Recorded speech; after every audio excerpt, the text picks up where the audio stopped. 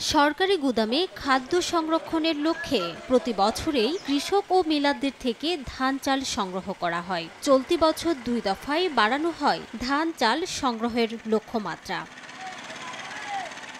ধান 32 টাকা, সিদ্ধ চাল 45 টাকা নির্ধারণ করে দেয় সরকার। দিনাজপুরে চালের লক্ষ্যমাত্রা ধরা হয় 1,13,000 মেট্রিক টন, যার মধ্যে অর্জিত হয়েছে 1,05,000 মেট্রিক টন। আর ধান 14,951 মেট্রিক টনের মধ্যে অর্জিত হয়েছে 11,310 মেট্রিক টন।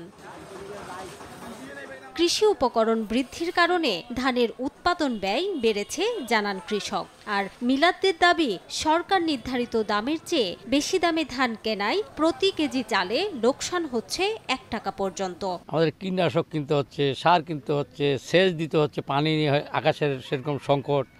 এভাবে আমরা আবাদ করতেছি, আমাদের লস। বড় ধান আমরা আবাদ করি খুব কম আর কি, সরকারের ঘরে দাম উচিত পাই না, এই জন্য সরকারের কাছে আমরা বড় ধান দেই না। প্রতি বছরই যখন এই বরাদ্দ দেয় আমরা আশা করি যে হয়তো একটু লাভবান হব, কিন্তু দেখা যায় যে ওই বরাদ্দ পাওয়ার পরেই চালের বাজারটা এমনভাবে নির্ধারিত হয় যেটাতে আমরা কোনো প্রকারই লাভ আশা করতে পারি না। এবার প্রথম থেকে যেটি সমস্যা ছিল যে চালের যে দাম নির্ধারণ করা হয়েছিল সরকারি পর্যায়ে, সেই তুলনায় ধানের মূল্যটা বাজারে বেশি ছিল, যার জন্য যে সমস্ত মিলার চাল শোধ করছেন তারা সবাই লস করছে। খাদ্য বিভাগ বলছে এবার ধান চাল সংগ্রহের প্রত্যাশিত লক্ষ্যমাত্রা পূরণ হয়েছে। বোরো 2024 সংগ্রহ মৌসুমে দিনাজপুর জেলায় চাল সংগ্রহ লক্ষ্যমাত্রা ছিল 1,13,000 মেট্রিক টন, অর্জন হয়েছে 1,05,000 মেট্রিক টন।